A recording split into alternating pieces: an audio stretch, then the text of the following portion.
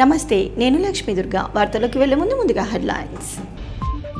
Rural నియోజకవర్గంలో MLA Bhupath Reddy పర్యటన, లబ్ధిదారులకు పట్టా పాస్బుక్లు పంపిణీ.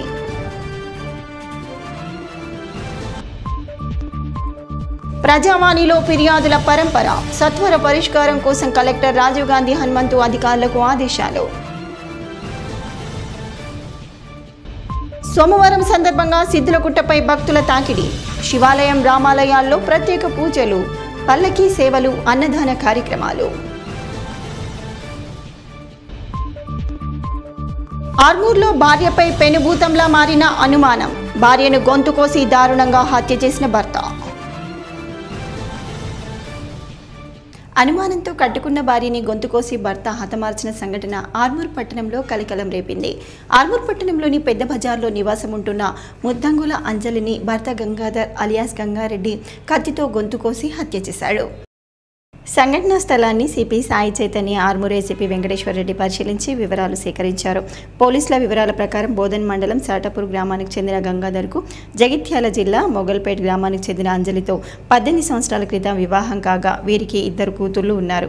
గొడవల కారణంగా భార్య అంజలి భర్తకు దూరంగా ఆర్మూర్ పట్టణంలోని పెద్ద బజార్లో 2 కూతుళ్లతో కలిసి 20 రోజుల నుంచి నివాసం ఉండగా నేడు బోధన్లో విడాకులకు గాను కోర్టుకు హాజరై ఇంటికి వచ్చి విశ్రాంతి తీసుకుంటున్న సమయంలో గంగాధర్ ఇంటికి వచ్చి పదునైన కత్తితో పిల్లల ముందే భార్యను హతమార్చాడు.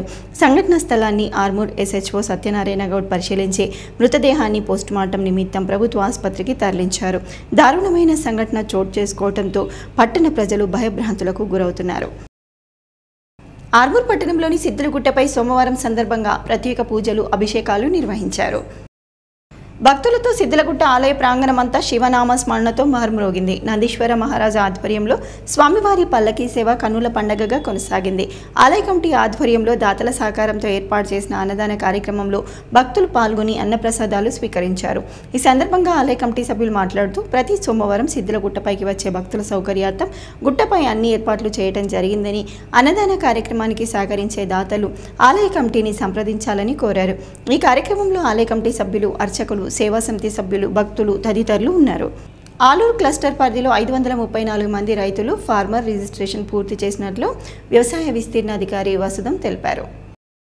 ఈ సందర్భంగా ఆయన మాట్లాడుతూ ఆలూరు క్లస్టర్ పరిధిలో ఆలూరు, గగ్గుపల్లి గ్రామాలలో 1800 మంది రైతులకు గాను 534 మంది రైతులు ఫార్మర్ రిజిస్ట్రీ పూర్తి చేసుకున్నారని తెలిపారు. అర్హులైన రైతులు ఆధార్ కార్డు, పట్టా, పాస్బుక్ జిరాక్స్ తీసుకొని దరఖాస్తు చేసుకోవాలని, రైతులు ఈ అవకాశాన్ని సద్వినియోగపరచుకోవాలని సూచించారు. నేను ఆలూరు వ్యవసాయ విస్తీర్ణ అధికారి వసుదాం. ఈరోజు పిఎం కిసాన్ పథకంలో భాగంగా కేంద్రం ప్రవేశపెట్టినటువంటి ఫార్మర్ రిజిస్ట్రేషన్లో చేయడం జరుగుతుంది. ఈ నెల 5వ తారీఖు నుండి చేయడం జరుగుతుంది. ఇది 1 నెల పాటు కార్యక్రమం ఉంటుంది. అందరు రైతులు పట్టాదారు పాస్బుక్ కలిగినటువంటి రైతులందరూ తమ యొక్క పట్టాదారు పాస్బుక్, ఆధార్ కార్డు తీసుకొని వచ్చి ఈ యొక్క ఫార్మర్ రిజిస్ట్రేషన్లో చేయించుకోగలరని మనవి చేస్తున్నాము. ఇదంటే ఎందుకంటే వచ్చే పిఎం కిసాన్ది విడతలో రావాలంటే ఖచ్చితంగా ఈ యొక్క ఫార్మర్ రిజిస్టర్లో చేసి ఉండాలా. ఇంకా ఏవైనా కేంద్ర ప్రభుత్వం ప్రవేశపెట్టేటువంటి పథకాలలో అంటే రైతులకు చెందాలంటే ఈ యొక్క రిజిస్ట్రేషన్ అనేది తప్పనిసరిగా రైతులందరూ చేసుకోగలరని మనకి. ఆర్మూర్ పట్టణంలోని సిపిఎం కార్యాలయంలో పుచ్చలపల్లి సుందరయ్య 40వ వర్ధంతిని సిపిఎం పార్టీ ఆధ్వర్యంలో ఘనంగా నిర్వహించారు. ఈ సందర్భంగా సిపిఎం నాయకులు సుందరయ్య చిత్రపటానికి పూలమాలలు వేసి నివాళులర్పించారు. అనంతరం సిపిఎం డివిజన్ కార్యదర్శి వెంకటేష్, పట్టణ కార్యదర్శి ఎల్లయ్య మాట్లాడుతూ పుచ్చలపల్లి సుందరయ్య నేటి యువతరానికి ఆదర్శప్రాయుడని, నెల్లూరు జిల్లాలో భూస్వామ్య కుటుంబంలో పుట్టినప్పటికీ ఉద్యమాలు చేసి జైలు శిక్ష అనుభవించారని పేర్కొన్నారు. బ్రిటిష్ వారికి వ్యతిరేకంగా ఎన్నో ఉద్యమాల్లో చురుగ్గా పాల్గొంటూ 1936లో ఆల్ ఇండియా కిసాన్ సభను ఏర్పాటు చేసి రైతు జాథా నిర్వహించడం జరిగిందని కొనియాడారు. తెలంగాణ సాయుధ జమీందారుల రైతాంగ పోరాటానికి నాయకత్వం వహించే జమీందారుల నుండి 10 లక్షల ఎకరాల భూములను పేదలకు పంచిన ఘనత సుందరయ్యకు దక్కిందని పేర్కొన్నారు. అంటరానితనానికి వ్యతిరేకంగా సంఘ సంస్కర్తగా పనిచేశారని, ఆయన ఆశయాల సాధన కోసం నేటి ప్రభుత్వాలు కృషి చేయాలని సూచించారు. ఈ కార్యక్రమంలో సిపిఎం నాయకులు సుజాత, భూమన్న, రవి, కుల్దీప్ శర్మ, నరేందర్ తదితరులు ఉన్నారు. ఇవాళ పేదలు ఇంకా మరింత పేదలుగా మారుతా ఉన్నారు. ధనవంతులు వాళ్ళ యొక్క ఆస్తులు పెరుగుతూ ఉన్నాయి. పేదవాళ్ళ కోసం తినడానికి తిండి కోసం, ఉండటానికి నీడ కోసం, కట్టుకోవడానికి బట్టలు కనీసం ఈ ప్రభుత్వం కల్పించాలి. కానీ ఈ పాలకులు వాటి గురించి ఏం పట్టించుకునే పరిస్థితి లేదు. ఇప్పటికీ ఇల్లు లేకుండా లక్షల మంది ఇవాళ నిరాశ్రయులయ్యి ఇవాళ ప్రభుత్వం ఎప్పుడూ ఇస్తుందా అని చెప్పేసి ఎదురు చూస్తున్నటువంటి పరిస్థితి ఉంది. కానీ వాళ్ళ గురించి ఈరోజు పాలకులు పట్టించుకునే పరిస్థితి లేదు. కేవలం పెట్టుబడిదారుల శ్రేయస్సు కోసం, అదానీ అంబానీ కోసం ఈరోజు దేశాన్ని తాకట్టు పెట్టే విధంగా ప్రయత్నిస్తూ ఉన్నారు. ఈ విధానాన్ని మానుకోవడానికి మరో పోరాటానికి సుందరయ్య మరి వారసులుగా మేము రాబోయేటటువంటి రోజుల్లో పోరాటాన్ని కొనసాగిస్తామని చెప్పి తెలియజేస్తాం. సుందరయ్య ఆస్థారేఖము మంచిదని అందరు కూడా సుందరయ్య తోటే మరి చేయించుకునే వాళ్ళు. ఆ రోజు గ్రామాలలో పెద్దందారులు మరి కిరాణా షాపులలో కూడా పేద ప్రజల కొరకు సామాన్లు అమ్ముతుంటే, మరి అధిక ధరలకు అమ్ముతుంటే సుందరయ్య గారు ఉండి మరి ఆయన పైసలతో తీసుకొచ్చి కిరాణా షాపులు పెట్టి ప్రజలందరికీ నాణ్యమైనటువంటి ధరలకు కూడా అందించినటువంటి ఘనత సుందరయ్య గారిది.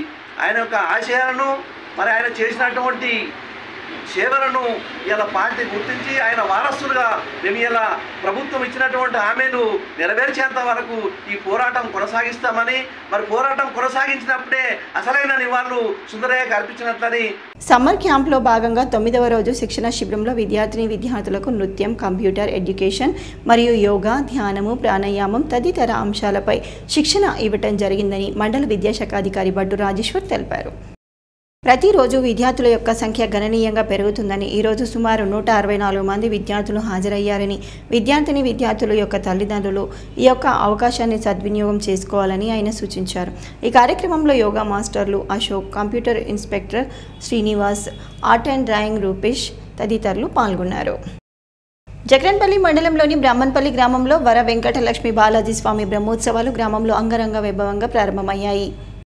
ఈ సందర్భంగా గ్రామాభివృద్ధి కమిటీ సభ్యుల ఆధ్వర్యంలో బ్రహ్మోత్సవాలలో భాగంగా పూర్తి ఏర్పాట్లు చేశారు. ఈ సందర్భంగా సోమవారం ఉదయం స్వామివారికి అభిషేకం, అభివాహిత మండప పూజ, నిత్యహోమం, అష్టబలి, కళ్యాణం మరియు అన్నదాన కార్యక్రమాన్ని నిర్వహించగా పరిసరాల గ్రామాల నుంచి పెద్ద ఎత్తున భక్తులు హాజరై స్వామివారి నుంచి తీర్థప్రసాదాలు, అన్నప్రసాదం స్వీకరించారని చెప్పారు. ప్రతి సంవత్సరం బ్రహ్మోత్సవాలు అంగరంగ వైభవంగా నిర్వహిస్తున్నామని, తమకు సహకరించిన దాతలకు ఎల్లవేళలా రుణపడి ఉంటామని తెలియజేశారు. ఈ కార్యక్రమంలో గ్రామాభివృద్ధి కమిటీ సభ్యులు, గ్రామస్తులు తదితరులు ఉన్నారు. 5 నెలల 9 నుంచి జరుగుతూ ఉన్నాయి. ప్రతి సంవత్సరం వీడీసీ నుండే ఉత్సవాలు చేస్తాము. ఫస్ట్ రోజు గరుడ వాహనం పెళ్ళి అవుతుంది, కళ్యాణం అవుతుంది. సెకండ్ రోజు వెంకటేశ్వర కళ్యాణము, అన్నదానము, రాత్రికి గత ఉత్సవం ఉంటుంది. మరి 3వ రోజు చక్ర తీర్థం ఉంటుంది. ప్రతి సంవత్సరము వీడీసీ నుంచే ఉత్సవాలు చేస్తాము. మాకు ఈ దేవుడు పూజ వరాలు ఇస్తాడు అందరికీ. అన్ని 3 రోజులు కూడా వచ్చి ఇక్కడ పూజలు కూడా చేస్తారు. ప్రతి సంవత్సరము ఈ వరవెంకట లక్ష్మీ బాలాజీ దేవస్థానంలో 3 రోజుల పాటు వార్షిక బ్రహ్మోత్సవ కార్యక్రమాలు జరుగుతూ ఉంటాయి. అందులో భాగంగా నిన్నటి రోజు పూజా కార్యక్రమాలు ముగిసి ఈ రోజు 2వ రోజు ఉదయం పూట ఆవాహిత మండప పూజ, నిత్య హోమము, బలిహరణము జరిగి స్వామివారి కళ్యాణ ఉత్సవం జరిగింది. ఆ తర్వాత అన్నదాన కార్యక్రమం జరుగుతున్నది.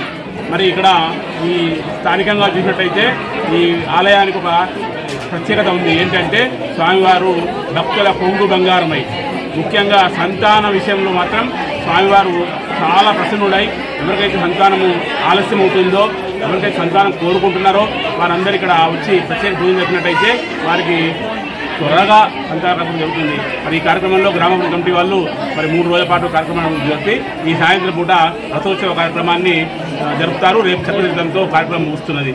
రూరల్ నియోజకవర్గంలో పర్యటించిన భూపత్ రెడ్డి పలు అభివృద్ధి పనులలో పాల్గొని తన కార్యాలయంలో సైతం లబ్ధిదారులకు పట్టా పాస్ బుక్లను అందజేశారు. నిజామాబాద్ నగరంలోని గంగస్థాన్ బైపాస్ రోడ్డులో గల rural MLA doctor Bhupath Reddy camp కార్యాలయంలో రైతు బీమా 5 లక్షల రూపాయల చెక్కును జల్లాపురం గంగారం కుమారుడు ఇటీవల మరణించడంతో వారి కుటుంబానికి అందజేశారు.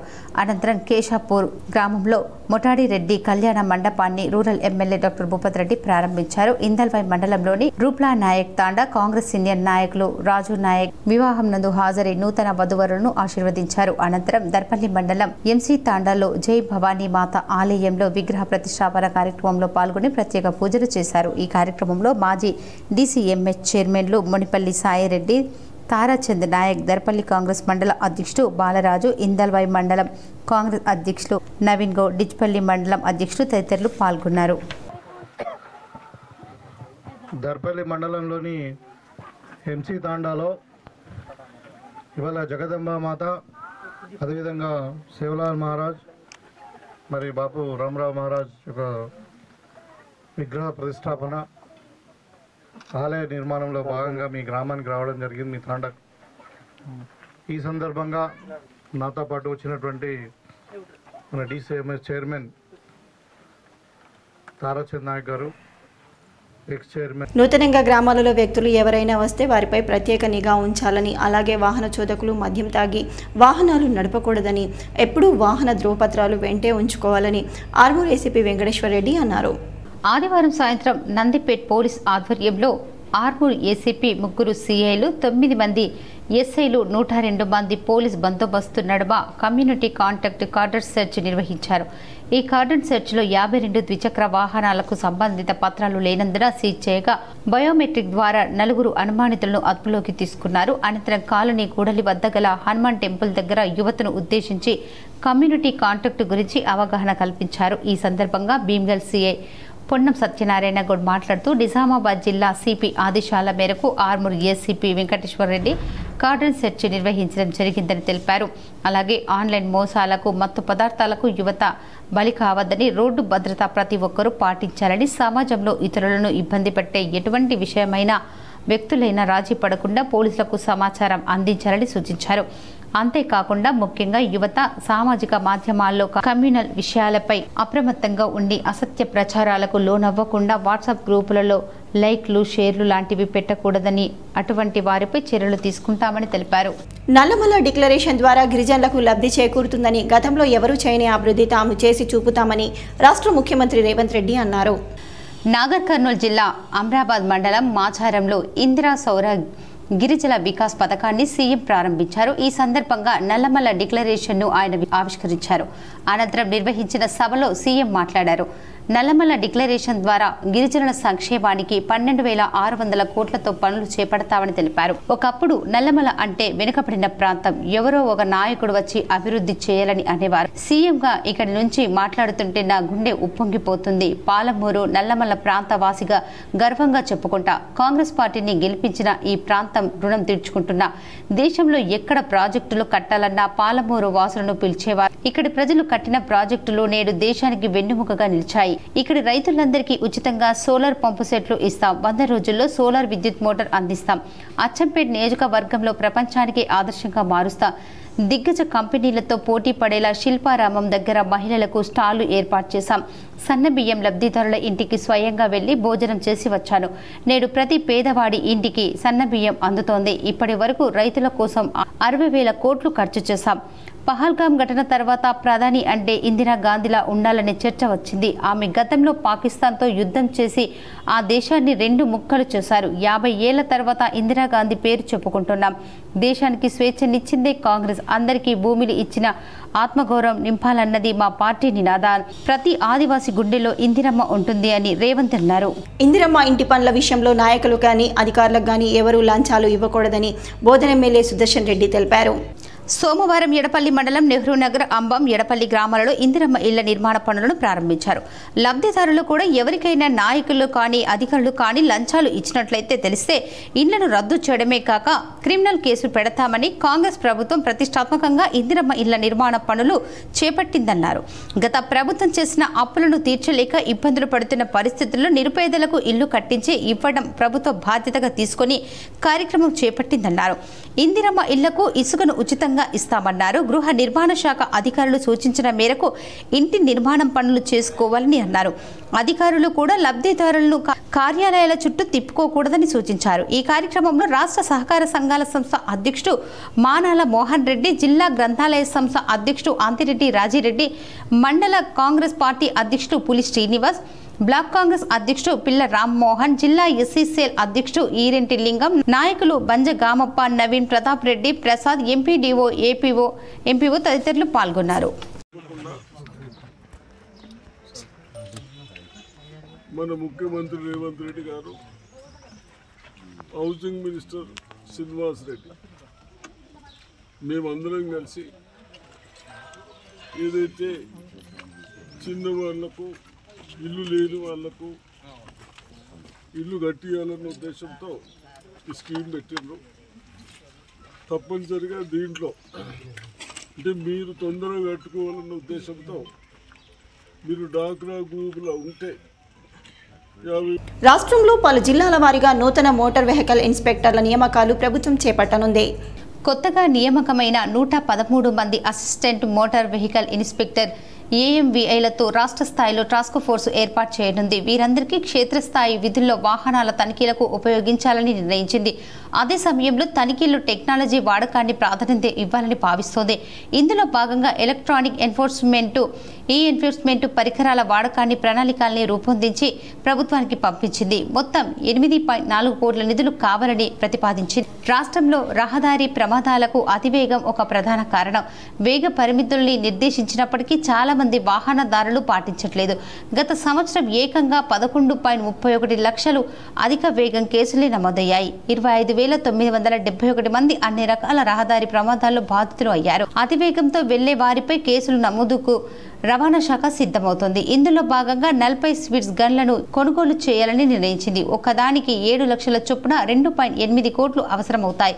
రవాణా శాఖ ఎన్ఫోర్స్మెంట్ బృందాలు వాహనాలను తనిఖీ చేసినప్పుడు వెహికల్ చెక్ రిపోర్టు VCRను మాన్యువల్ గానే నమోదు చేస్తున్నారు. ఆ తర్వాత వివరాలు నమోదు జాప్యం కారణంగా ఎక్కువ వాహనాలను తనిఖీ చేయలేకపోతున్నారు. దీంతో ట్యాబ్ హ్యాండ్ హెల్డ్ డివైజ్లు కొనేందుకు రవాణా శాఖ సిద్ధమవుతుంది. వీటితో వాహనదారుల ట్రాఫిక్ ఉల్లంఘనలకు రియల్ టైంలో ట్యాబ్లో నమోదు చేయవచ్చు. వాహనదారులు జరిమానాల్ని పాత బకాయిల్ని వెంటనే చెల్లించడానికి వెసులుబాటు కలుగుతుంది. ఒక్కో ట్యాబ్ ధర 1.5 లక్షలు. 375 ట్యాబ్ల కొనుగోలుకు 5.6 కోట్లు ఖర్చు కానుంది. కాళేశ్వరంలో జరుగుతున్న సరస్వతి పుష్కరాలకు సుమారు 2 లక్షల మంది భక్తులు తరలివెళ్లి పుష్కర స్నానాన్ని ఆచరించారు. తెలంగాణతో పాటు ఇతర రాష్ట్రాల నుంచి తరలి వచ్చిన భక్తులు పరవశించారు. దాదాపు 1.70 లక్షల మంది పుణ్య స్నానాలు ఆచరించి శ్రీ కాళేశ్వర ముక్తేశ్వర స్వామివారిని దర్శించుకున్నట్లు అధికారులు తెలిపారు. మహిళలు సరస్వతి తీరం వెంట సైకత లింగాలు ఏర్పాటు చేసి దీపాలు వెలిగించి ప్రత్యేక పూజలు చేశారు. చీర సారె సమర్పించి నదిలో దీపాలు వదిలారు. ముత్తైదువులకు వాయనాలిచ్చి ఆశీర్వచనాలు పొందారు. సాయంత్రం సమయంలో నది తీరాన సరస్వతి విగ్రహం ముందు నిర్వహించిన మహాహారతి క్రతువులు చూసి భక్తులు పరవశించిపోయారు. పుష్పగిరి పీఠాధిపతి అభినవోద్గండ విద్యాశంకర భారతి మహాస్వామి పుష్కర స్నానం చేసి ఆలయ దర్శనం చేసుకున్నారు. హైకోర్టు న్యాయమూర్తి జస్టిస్ శ్రీసుధా, ఎమ్మెల్సీ తీన్మార్ మల్లన్న, సినీ నటుడు రాజేందర్ ప్రసాద్ పుణ్యస్నానం ఆచరించి స్వామివారికి మొక్కులు చెల్లించుకున్నారు. పుష్కర స్నానాలు చేసిన భక్తులు శ్రీ కాళేశ్వర ముక్తేశ్వర స్వామి సన్నిధానానికి చేరుకున్నారు. దైవ దర్శనం కోసం క్యూ లైన్లలో బారులు తీరి గంటల తరబడి నిరీక్షించారు. ఒత్తిడి ఉక్కపోతతో ఒక చిన్నారి అస్వస్థతకు గురైంది. భక్తుల విహంగ వీక్షణం కోసం అందుబాటులోకి తీసుకొచ్చిన హెలికాప్టర్లో కలెక్టర్ రాహుల్ శర్మ కొద్ది నిమిషాల పాటు జైరెడ్ చేశారు. జిల్లా కేంద్రంలో కలెక్టర్ రాజీవ్ గాంధీ హనుమంతు ఆధ్వర్యంలో జరిగిన ప్రజావాణిలో భారీగా ఫిర్యాదులు వచ్చాయి.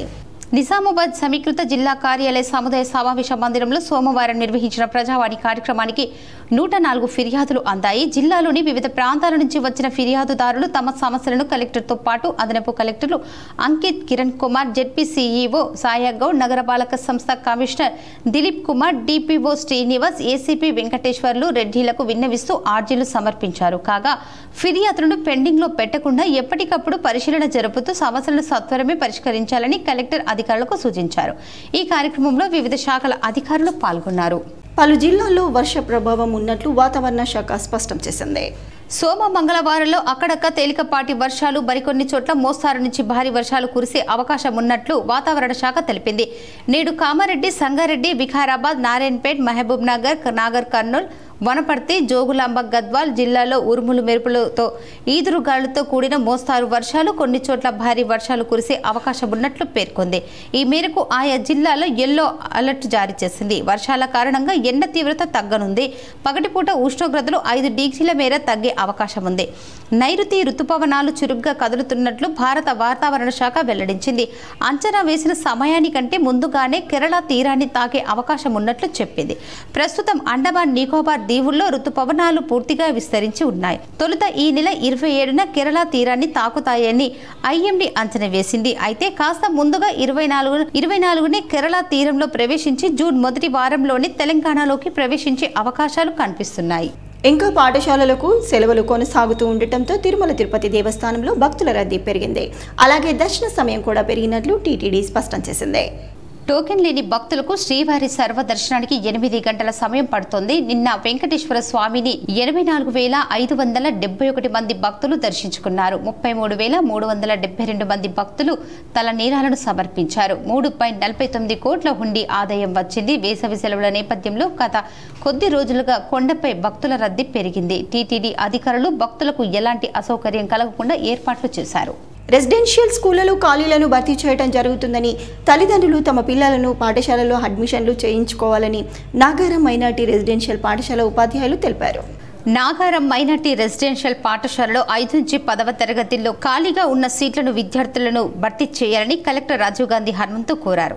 ఈ మేరకు పోస్టర్ను కలెక్టర్ చేతుల మీదుగా ప్రిన్సిపల్ బషీరుద్దీన్, ఉపాధ్యాయులు నరేష్, సమీర్ రెడ్డి, ముబీన్, ఇందిర ఆవిష్కరించారు. రెసిడెన్షియల్ స్కూల్ కళాశాలలో ఖాళీగా ఉన్న సీట్లలో విద్యార్థులు చేరాలని, ఈ పాఠశాల కళాశాలల్లో నాణ్యమైన విద్య అందుతుందన్నారు. ఇవాళ తెలంగాణ మైనారిటీ రెసిడెన్షియల్ స్కూల్ మరియు జూనియర్ కాలేజీలో నిజామాబాద్ డిస్టిక్లో ఉన్నటువంటి 15 స్కూల్ జూనియర్ కాలేజీల కోసం మన గౌరవనీయుల కలెక్టర్ గారు ఇవాళ పోస్టర్స్ ఆవిష్కరించడం జరిగింది. ఈ సందర్భంగా మా ఆర్ఎల్సి బషీరుద్దీన్ సార్ మరియు మన తోటి ప్రిన్సిపాల్ గారితో ఇవాళ విద్యా సంవత్సరం 2025-26 గాను అడ్మిషన్ల కొరకు పోస్టర్లను ఆవిష్కరించడం జరిగింది. తెలంగాణ మైనారిటీ రెసిడెన్షియల్ జూనియర్ కాలేజీలు నిజామాబాద్ డిస్టిక్లో 17 నడుస్తున్నాయి. అందులో 9 వార్తలు ముగించే ముందు హెడ్లైన్స్ మరోసారి. రూరల్ నియోజకవర్గంలో ఎమ్మెల్యే భూపత్ రెడ్డి పర్యటన, లబ్ధిదారులకు పట్టా పాస్బుక్లు పంపిణీ.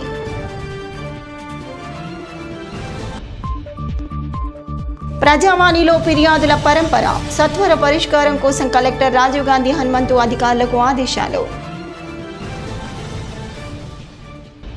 సోమవారం సందర్భంగా సిద్ధులగుట్టపై భక్తుల తాకిడి, శివాలయం, రామాలయాల్లో ప్రత్యేక పూజలు, పల్లకీ సేవలు, అన్నదాన కార్యక్రమాలు.